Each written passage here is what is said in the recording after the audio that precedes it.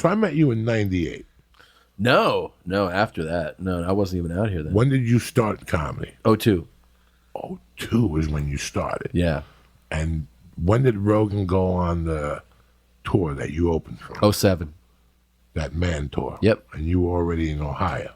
No, I was out here. I was living out here. Okay. Yeah, and I opened for him on that, and then I really fucking I met you the night before he shot a special in Columbus, because I remember he invited me out, Ari, and then he was like, "Oh, Diaz couldn't make it, so Diaz is coming on another flight." Diaz walks into the hotel in his tracksuit. He was like, "Dog, I gotta tell you something. This fucking asshole on the flight." He's like, "I almost got arrested today."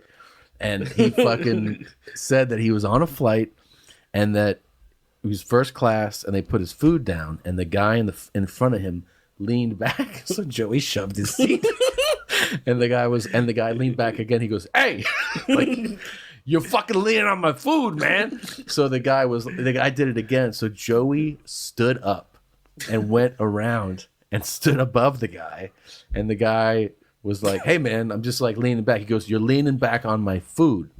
And the guy like went to adjust or like stand up, and Joey put his hand on his shoulder and was like, you don't got to do nothing right now. Just sit straight. And then when you got off the flight, you said there was 2 Columbus PD officers on the jet bridge, and they were like, "Jose Diaz." And you're like, "And I got this weed under my nuts." I did. You really fucking did. And then, and this is, by the way, this is me meeting him. I don't know anything about him. I was like, "Oh shit!" And then you said you just were like very polite, like, "Oh yeah, no, the guy, this and that." You kind of talked them down, and they were like, "All right, good to go." Got off. You're like, "This guy was a total fucking." You have a memory and a half. I do. That was exactly how it went down. And here's the crazy thing: like, he kept doing it to me. Like, after I said to him, "Your chair is broken." His chair was broken to start off with. Okay. So now when he would lean back, I really opened up as a gentleman. He was an LA cunt. Mm-hmm. He was like a set designer. He had that smell to him as a casting director. Yeah. Or an agency at a boutique agent. Yeah. He was one of those scumbags. Yeah, those are the worst. And he looked at me like, and when I put my hand on his shoulder, again, he's one of those faggy people that yelled assault. Yeah. So when I sat down, he's like, "You assaulted he got me." up and went to the stewardess. And now the stewardess is giving me the Malouk eye. All the stewardesses giving me the fucking Malouk eye. And I'm like, this is not going to be good. Yeah. And in those days, I had my sleep apnea bag. And at this time, I was getting in trouble at airports every other week. Every other week, I was having a beef at an airport. Really? Between the cocaine and my attitude, and it was just a bunch of things that attributed to it. And I remember when we got off the plane, the cops were waiting for me, and I'm stinking a reefer. Because after 3 hours, even with the anti-stink bag, the shit would leak out. Those anti-stink bags you could buy, they really do sell them. I'm not kidding you people. They sell them down in Hollywood where they wouldn't stink. But after 2 hours, the weed was so pungent that you could smell it on your body. And the 2 cops stopped me, and the faggy guy was standing there going, "You should put him in jail," and all this. And I'm like, I didn't do nothing to go to jail. I tried to be a man and explain something to you, and right in front of the cops. I'm like, "But you were too much of a cunt, an LA cunt." And the cops kind of were like, "Oh, I get what's going on." I go, "These guys are fucking," because they're blue collar guys. So he walked away. Yeah. And they held me there, so we couldn't be at the luggage together, and that was it. But there's a God. See, after these motherfuckers, I don't know whether he sent his son to kill Jesus. I don't know whether he's Chinese. I don't know whether he's a Buddha. I don't know if he's a Hindu. There's a God. Guess what happened a year later? I saw that same bitch across going to Columbus on a Friday with me. Are you serious? And I just eyeballed him, and he made eye contact and tried to change the eye contact. And one time I went up to the bathroom, and what I did this time was win over the stewardess first. You see what I'm saying? Yeah. So I went up and gave her a compliment. "I love your shoes." Yeah. If she's black, I'm ripping down the Beyonce poster. They go bananas. And then when I came on the way back, I tell them when they're black, I go, "Listen, when I get home, I'm ripping the Beyonce poster down." They go fucking bananas. I go fucking bananas. That's What a line. Come on, dog. It always gets them. It gets that pussy. They go fucking bananas. They go nuts. They want to show you their titties like National Geographic. Jesus You know. That's how they got those fucking poor African women to show you the titties on National Geographic. So, on the walk back, I said, hey, remember me? And dog, he lost all the color in his face. There was no more stewardess. There was no Columbus cops. So I just sat like he was in row 3A and I was like in 4B. So for 2 hours, I just tapped my hand and stared at him. And every time he would look at me, I was eyeballing him, giving him 2 Malouk eyes. It was tremendous. He got off that plane and ran. I bet. He ran off that fucking plane. And I giggled all the way to whatever because there's a God in the fucking sky, you dumb fuck. You fucking dummy acting that way. I was a gentleman. A couple weeks earlier, I'm going to Newark. I always take an aisle seat. Man, I don't say a word to nobody on the plane. You know, I don't talk to nobody on the plane. I don't start it. I don't ask them where the weather. Nothing. I sat next to Barkley last year. The whole flight. I didn't say nothing to him until we got off. What you say? I loved you at Philadelphia. That's it. We walked off the plane. One time it was me, Sebastian, and John Legend sitting right next to each other. I don't talk to nobody. I don't need to take a picture with nobody. I need to do nothing. I get in my fucking seat. This is not first class. This is United, LAX to Newark. I'm sitting there. The plane lands. The plane's about to land, and I take my phone out. And I turn the phone on.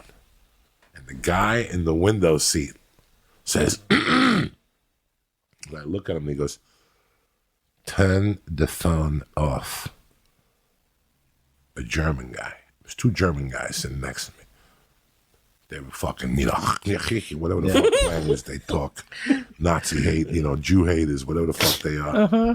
And they're both sitting there fucking hocking each other to death, fucking hee-ho and whatever the fuck they do with their hands and shit. So, finally, can you believe this? He goes, not even excuse me. Yeah. Sir, you might get in trouble. He goes, turn the phone off.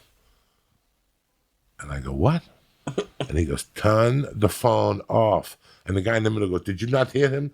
Turn the phone off. I go, bro, who the fuck do you think you're talking to? I go, don't ever fucking tell me to do anything. Go fuck you and fuck him.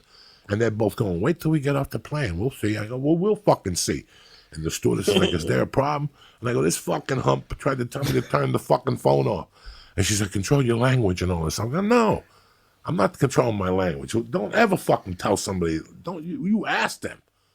And the guy kept talking. And finally I go, what if I got up and just kicked you against that fucking door right now? Because you're in the last seat. I wouldn't be saying a word if I was you.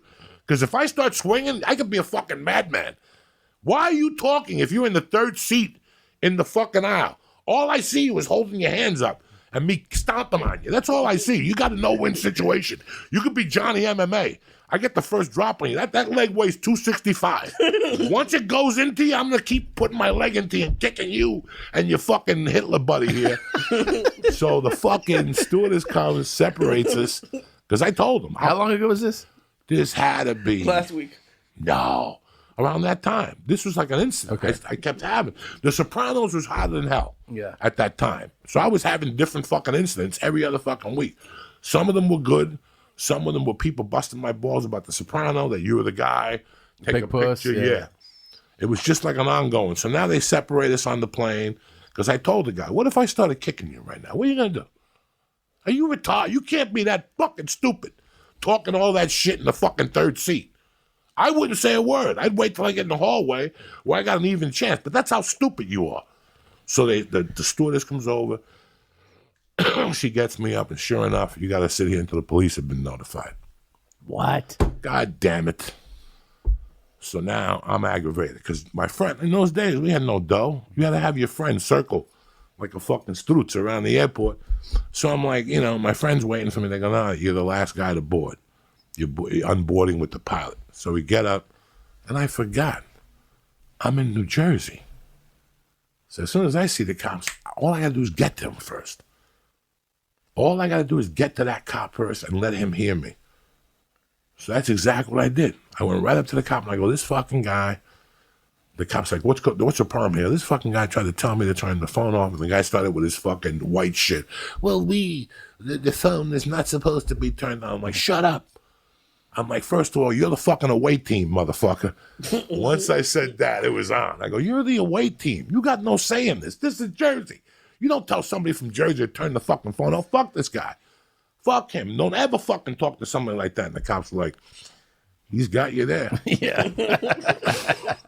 So the one cop walked them and the one cop walked with me. And I just kept saying shit.